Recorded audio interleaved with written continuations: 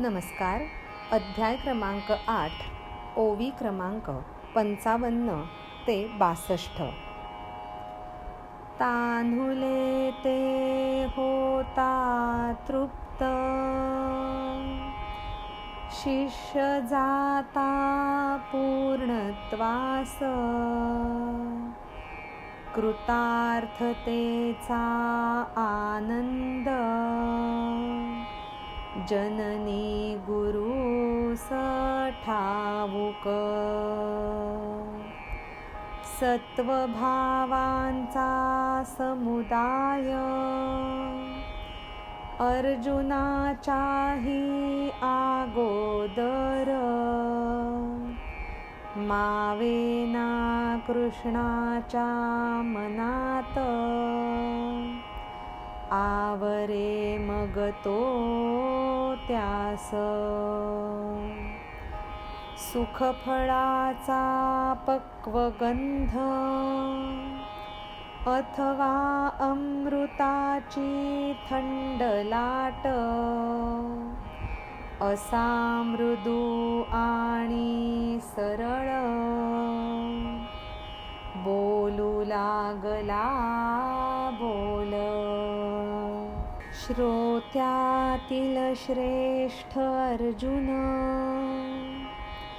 ऐक आता लक्ष देऊन, जळण्याची माया जाता संपून,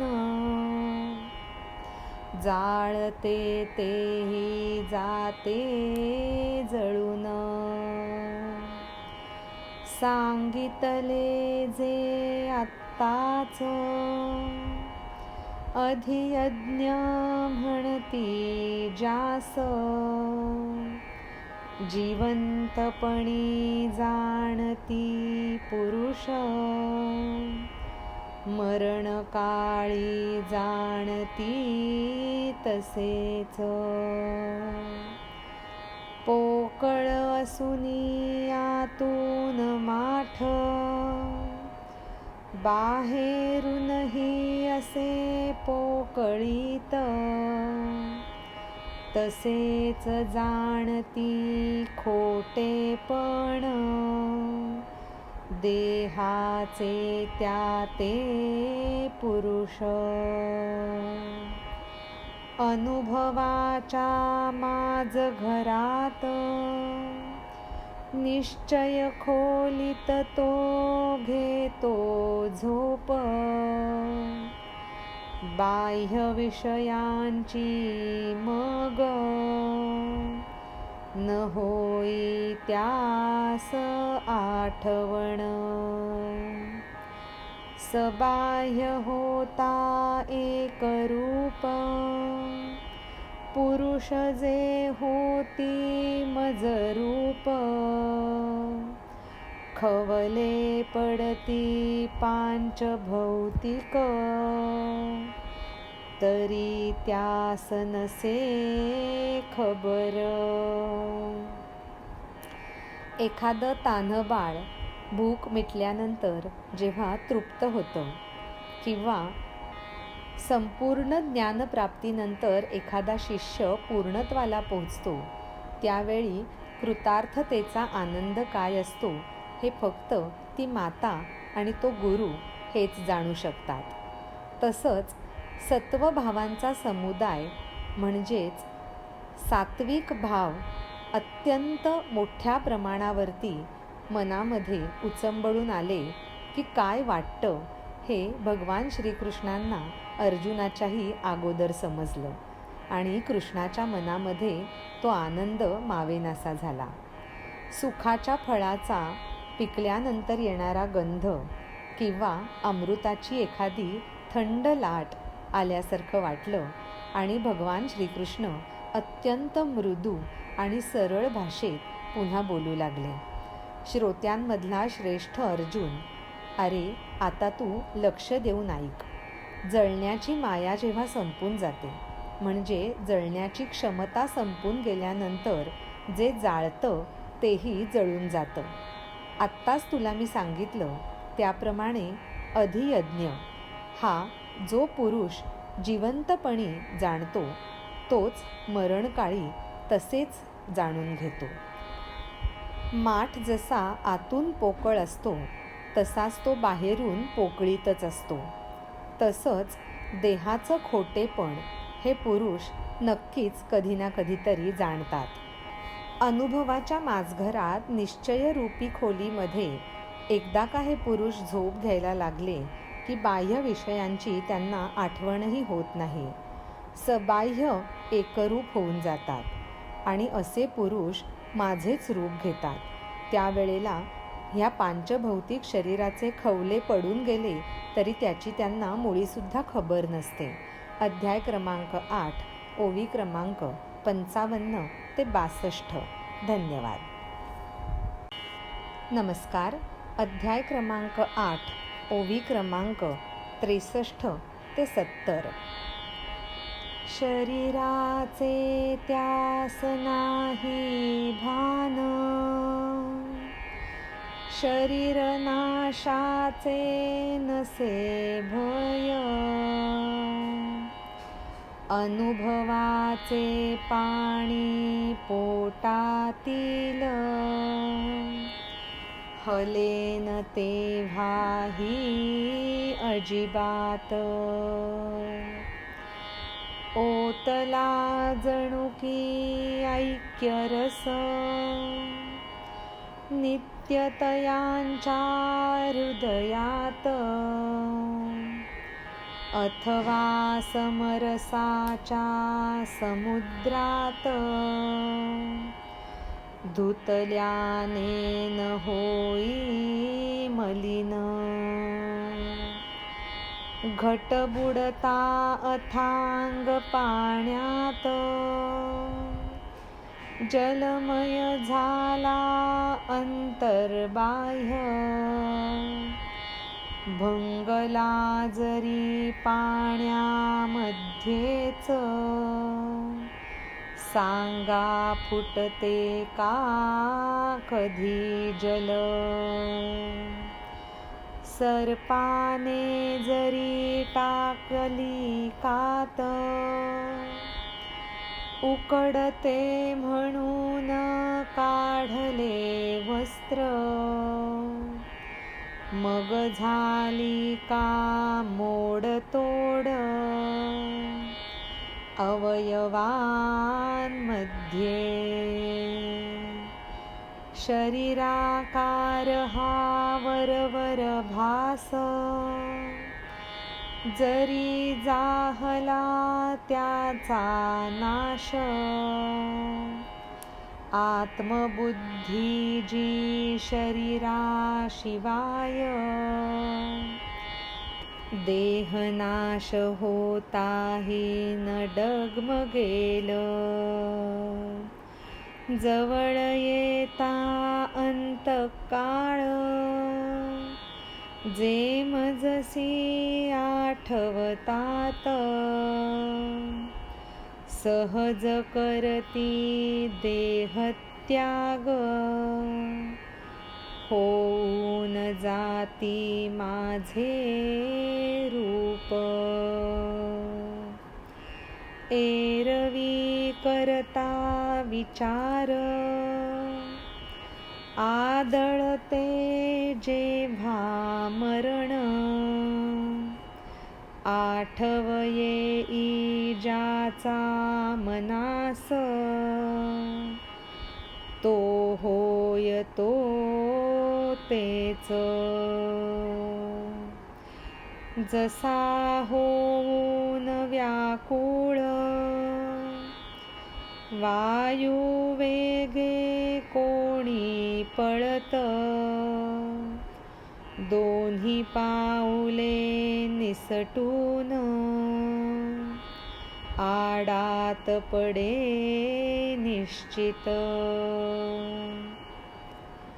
असा एकरूपत्वाला पोचलेला जो पुरुष असतो त्याला त्याच्या शरीराचं भान राहत नाही, तर मग शरीराच्या नाशाचं भय कुठलं असणार. अशा स्थितीमध्ये कितीही अनुभवाचं पाणी जरी त्याच्या पोटामध्ये असलं तरी तो इतका स्थिरमती असतो की ते पोटातलं पाणी मुळीसुद्धा हलत नाही. जणू काही त्याच्या हृदयामध्ये नित्य ऐक्यरसच ओतलेला आहे आणि समरसाच्या समुद्रात तो धुतला गेल्याने तो कधीच मलिनही होणार नाही आहे. जेव्हा घट पाण्यामध्ये बुडतो तेव्हा तो अंतर्बाह्य जलमय होऊन जातो आणि जरी तो पाण्यामध्येच भंगला तरी सांगा बरं, त्या पाण्याला कधी हानी पोचते का ते पाणी कधी फुटून जातं? सापाने जशी काट टाकावी किंवा उकडतं म्हणून अंगातलं वस्त्र काढावं, मग यामध्ये अवयवांची मोडतोड का कधी होत असते? तसंच शरीराचा आकार हा वरवर वाटणारा भास आहे. त्याचा जरी नाश झाला तरी आत्मबुद्धी जी शरीराशिवाय असते ती देहनाश झाल्याने कधीही डगमगत नाही. जेव्हा अंतकाळ जवळ येतो तेव्हा जे माझी आठवण काढतात ते अत्यंत सहजपणे देहत्याग करतात आणि माझंच रूप होऊन जातात. एरवी विचार केला तर जेव्हा मरण जवळ येऊन ठेपतं तेव्हा त्यावेळी मनामध्ये ज्याची आठवण असेल तेच ते परत पुढे जाऊन बनून जातात. जसं अत्यंत व्याकुळ होऊन कुणी वायूच्या वेगाने पळत असेल तर क्वचित 2 पावलं निसटून आडात पडणार हे निश्चित. अध्याय क्रमांक 8, ओवी क्रमांक 63 ते 70. धन्यवाद. नमस्कार. अध्याय क्रमांक 8, ओवी क्रमांक 71 ते 79. त्यात पडण्यापूर्वीच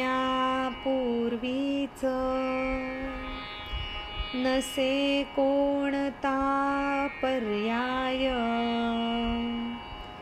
पडे मग तो विहिरीत निरुपायाने. तसे मृत्यूच्या वेळेस जे येई जीवाच्या समोर, ते होणे नाही चुकत निश्चितच. आणि जागृत अवस्थेत दिसे जे त्याच्या डोळ्यास, तेच दिसे त्यास निद्रेत स्वप्नामधून. जिवंतपणीच्या काळात आवडते जे जीवास, मरणाच्या वेळी वारंवार तेच येतसे मनात. मरणसमयी ज्याचा आठव, तीच गती मिळे त्यास, म्हणून करावे नित्य माझे स्मरण. डोळ्यांनी जे जे पहावे, कानांनी जे जे ऐकावे, मनानी जे जे कल्पावे, वाणीनी जे जे बोलावे, असे हे सारे व्यवहार अंतर्बाह्य करावे मीच. मग सर्वदा सर्व काळ आहे मीच. जरी नाहीसा झाला देह, आत्मरूप नाही मरत. मग लढलास जर तू युद्ध, तुझसी असावे कसले भय. पूर्णपणे बुद्धी मन करशील जर अर्पण, होशील मग एकरूप, सांगतो शपथे वार. मरण समयाचं वर्णन करताना भगवंत म्हणतात, जेव्हा मरण जवळ आलेलं असतं तेव्हा ज्याचा मनामध्ये आठव असतो तीच गती प्राप्त होते. एखादा कोणी अत्यंत व्याकुळ होऊन वायुवेगाने जर धावत सुटला तर पुढे कुठलाच पर्याय उरत नाही आणि मग अगदी निरुपायाने तो विहिरीत जाऊन पडतो. तसंच मृत्यूच्या वेळी जे समोर येतं ते चुकत कधीच नाही हे मात्र निश्चित. जागेपणी आपण जे डोळ्यांनी पाहतो तेच आपल्याला झोपेमध्ये स्वप्नांमधून दिसतं. जिवंतपणीच्या काळामध्ये जीवाला जे आवडतं ते मरणाच्या वेळेला वारंवार तेच आणि तेच मनामध्ये येत राहतं. मरणाच्या वेळेला जी आठवण येते तीच गती प्राप्त होते आणि म्हणूनच नित्य माझं स्मरण करावं. डोळ्यांनी जे जे पाहावं, कानांनी जे जे ऐकावं आणि मनाने जे जे कल्पावं, म्हणजेच मनामध्ये ज्याची ज्याची कल्पना करावी, मुखाने जे जे बोलावं, हे जे सगळे व्यवहार आहेत त्यामध्ये आतून आणि बाहेरून मी आणि मीच असू द्यावा. मग सदा सर्वदा सर्व काळ मीच तुमच्यासोबत असतो आणि तेव्हा देह जरी नाहीसा झाला तरी आत्मरूप कधीच मरत नाही हे मात्र निश्चित लक्षात ठेवावं. अरे अर्जुना, तू जर युद्ध लढलास तर तुला मग कशाची भीती आता उरणार आहे. तेव्हा तुझी बुद्धी आणि मन हे पूर्णपणे अर्पण केलंस तर मी अगदी पैज लावून सांगतो की तू माझ्याशी एकरूप नक्कीच होशील. अध्याय क्रमांक 8, ओवी क्रमांक 71 ते 79. धन्यवाद. नमस्कार. अध्याय क्रमांक 8, ओवी क्रमांक 80 ते 88. संशय काही असे ह्यात, आधी कर त्याचा अभ्यास. घे स्वतःहून अनुभव, मग रागव माझेवर. त्याचा करिता अभ्यास, चित्ताची घाल सांगड. प्रयत्नाच्या बळावर पांगळाही चढे पर्वत. करुणी उत्तम अभ्यास, निरंतर मनापासून. परमपुरुषाचे ध्यान लाव, जावो अथवा राहो शरीर. चित्त जे पावे नाना गतीस, एकदा जर वरते आत्म्यास. मग असो वा नसो देह, कोणास त्याचा आठव. नदी मधला जलौघ, वेगे मिसळे समुद्रास. मागे चालले काय, पाहण्यास येते का वळून. होते ते समुद्ररूप, तसेच चित्ताचे चिद्रूप. जन्म मरणाचा जाई क्षीण, आनंद होतसे ते चैतन्य. अस्तित्व ज्याचे आकारहीन, तसेच जन्म मृत्यूरहित. सर्वत्र त्याचा संचार, अनसर्वाचा साक्षीदार.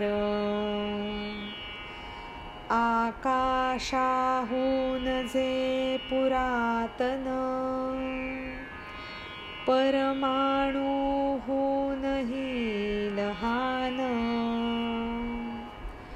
जयाच्या येता संपर्कात, होई विश्वाची हालचाल. सर्वांचा करी जे प्रसव, ज्या योगे सर्व जीव. तर्कास ज्याचे भय, असे जे कल्पनातीत. भगवान श्रीकृष्ण अर्जुनाला म्हणतात, मी जे तुझ्याशी बोलतो आहे त्याच्यामध्ये जर थोडा जरी तुला संशय असेल तर आधी तू त्याचा अभ्यास कर, स्वतःहून ह्या सर्वाचा अनुभव घे आणि मग माझ्यावरती रागव.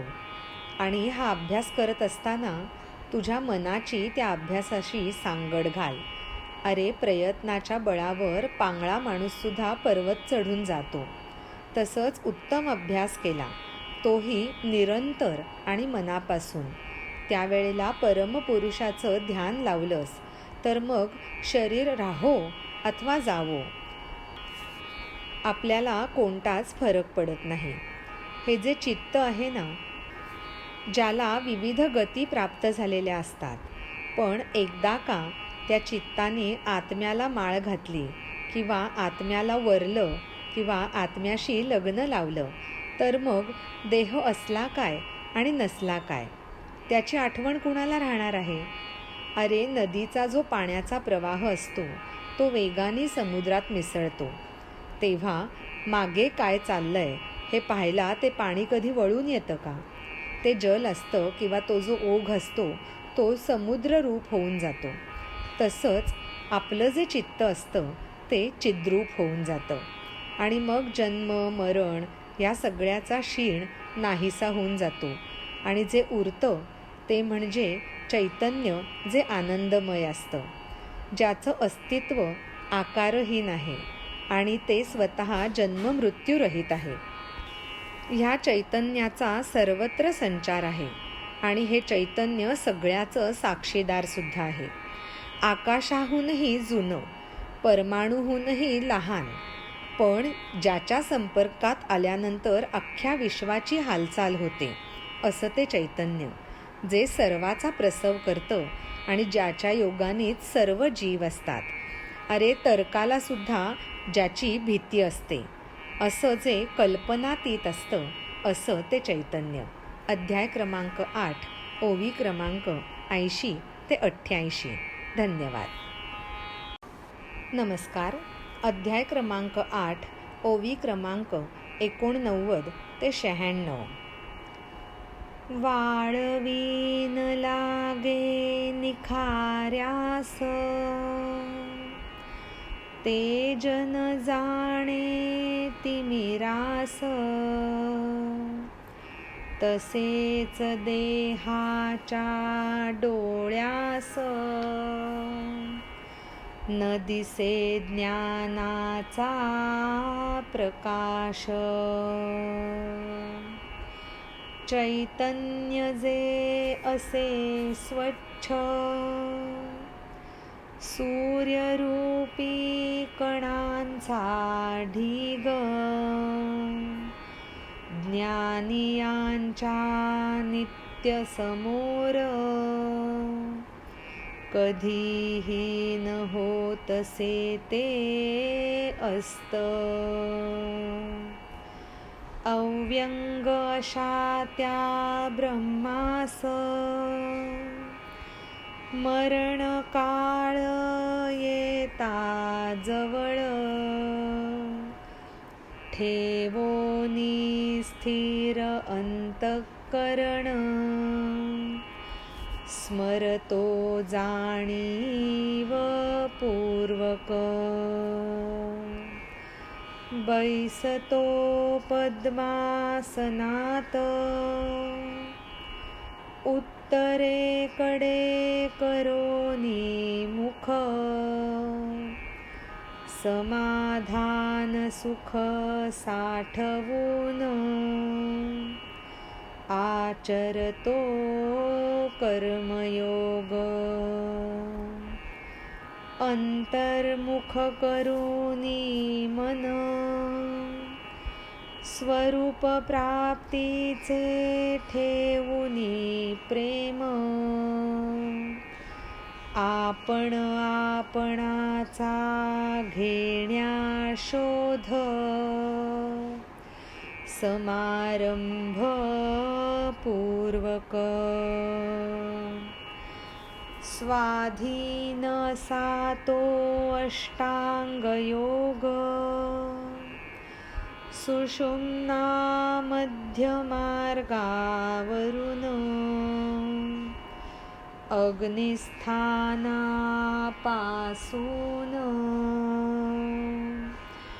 ब्रह्मरंध्राकडे जाई प्राण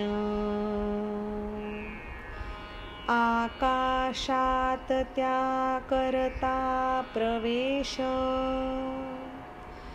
अचेत अशा चित्तात संबंध प्राणाचा वरवर चित्ताशी त्या मनाचे स्थैर्य धरून भक्तिभावाने भारावून योग बळाने आवरून होतसे सज्ज. ह्यानंतर जसं निखाऱ्याला वाळवी लागत नाही किंवा तेज किंवा प्रकाश त्याला अंधार काय असतो हे समजत नाही, तसंच देहाच्या डोळ्याला हा ज्ञानाचा प्रकाश कधीच दिसत नाही. चैतन्य जे अत्यंत स्वच्छ असतं, जणू काही सूर्यरूपी कणांचा ढीग, तो ज्ञानी यांच्या डोळ्यासमोर नित्य दिसत असतो आणि ज्या ढिगाचा किंवा ज्या प्रकाशाचा कधीही अस्त होत नाही. अव्यंग अशा त्या ब्रह्माला जेव्हा मरणकाळ जवळ येतो तेव्हा अंतःकरण अत्यंत स्थिर ठेवून तो ज्ञानी माणूस जाणीवपूर्वक त्याचं स्मरण ठेवतो. ज्ञानी व्यक्ती पद्मासनात बसून उत्तरेकडे मुख करून समाधानाचं सुख साठवून कर्मयोग आचरतो. त्यावेळेला मन अंतर्मुख करावं, स्वरूप प्राप्तीसाठी प्रेम ठेवावं आणि आपणच आपला शोध घेण्यासाठी समारंभपूर्वक तयार व्हावं. स्वतःच्या अधीन असलेला तो अष्टांग योग, ज्यामध्ये सुषुम्नेच्या मध्य मार्गावरून अग्निस्थानापासून म्हणजे नाभिस्थानापासून ब्रह्मरंध्राकडे प्राणाची वाटचाल होत असते.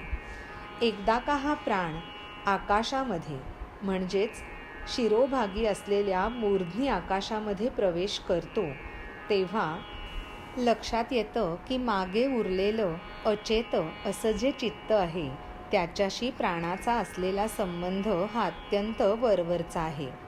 तेव्हा मनाला स्थिर करावं आणि भक्तिभावाने भारावून जावं आणि योग बळाने स्वतःला आवरून सज्ज व्हावं.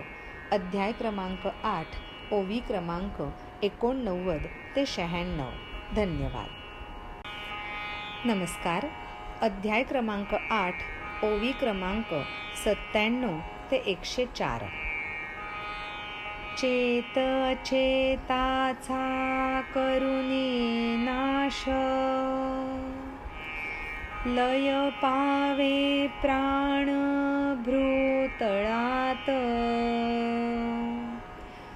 जैसा घंटेचा नाद, लय पावे घंटेतच. घटाखाली झाकता दीप, विझला कधी ते नाही कळत, तैसेच अर्जुना तो पुरुष, ठेवतो देह. जे केवळ परब्रह्म, परमपुरुष ज्याचे नाव, माझे असे जे खास स्वरूप, होवो निराहे तो पुरुष. संपूर्ण ज्ञानाचा जो शेवट, जाणिवेची असे जी खाण, ज्ञानियांच्याही बुद्धीस, अविनाशी वाटे ब्रह्मस्वरूप. प्रचंड वाऱ्याचा येता झोत, तरी न पावे ते नाश, म्हणावे त्यासच आकाश, ढगांचा लागतो का निभाव. उमगले जे ज्ञानास, म्हणून ते मोजले ठोस, वृत्तिज्ञानाचा जिथे पावे लय, त्यास म्हणावे सहज अक्षर. वेद जाणणारे पुरुष, जयास म्हणती अक्षर, असे जे परमात्मस्वरूप, प्रकृतीच्या पलीकडील. विषयांचा जे करती त्याग, विषतयांना समजून, सर्वेंद्रियांना देऊनी प्रायश्चित्त, देहवृक्षाखाली मांडती बैठक. हा जो प्राण आहे तो अग्निस्थानापासून म्हणजेच नाभीपासून वर वर जेव्हा येतो तेव्हा चेत अचेताचा नाश करतो आणि भ्रूमध्यामध्ये म्हणजे भुवयांच्या तळामध्ये कुठेतरी लय पावतो. जसा घंटेचा नाद हा घंटेतच लय पावतो. जेव्हा एखाद्या घटाखाली एखादा दिवा झाकला तर तो दिवा कधी विझला ते जसं कळत नाही, तसंच अर्जुना तो ज्ञानी पुरुष अशा पद्धतीने देह ठेवतो. जे केवळ परब्रह्म ज्याला परमपुरुष असं म्हणतात, असं जे माझं खास रूप आहे तेच रूप तो पुरुष होऊन राहतो. संपूर्ण ज्ञानाचा जो शेवट किंवा जाणीवांची जी खाण, तसंच ज्ञानी यांच्या बुद्धीलाही अविनाशी आणि असं ब्रह्मस्वरूप वाटायला लागतं. प्रचंड वाऱ्याचा झोत आल्यानंतर आकाश कधीच नाश पावत नाही. पण मला सांग, अशा वाऱ्याच्या समोर ढगांचा कधी निभाव लागतो का? तसंच ज्याला ज्ञान उमगतं ते ठोस माझे म्हणून राहतात आणि तिथे नेणिवांचा म्हणजे वृत्तीज्ञानाचा लय पावतो. त्याला आपण सहज अक्षर असं म्हणावं. अरे, वेद जाणणारे जे पुरुष असतात त्यांना अक्षर असं म्हणतात. असे माझे परमात्म्याचे स्वरूप जे प्रकृतीच्याही पलीकडचं आहे. विषयांचा जे त्याग करतात त्यांना विष समजतात. तसंच सर्व इंद्रियांना प्रायश्चित्त देतात आणि देहवृक्षाच्या खाली बैठक मांडतात असे हे ज्ञानी पुरुष. अध्याय क्रमांक 8, ओवी क्रमांक 97 ते 104. धन्यवाद.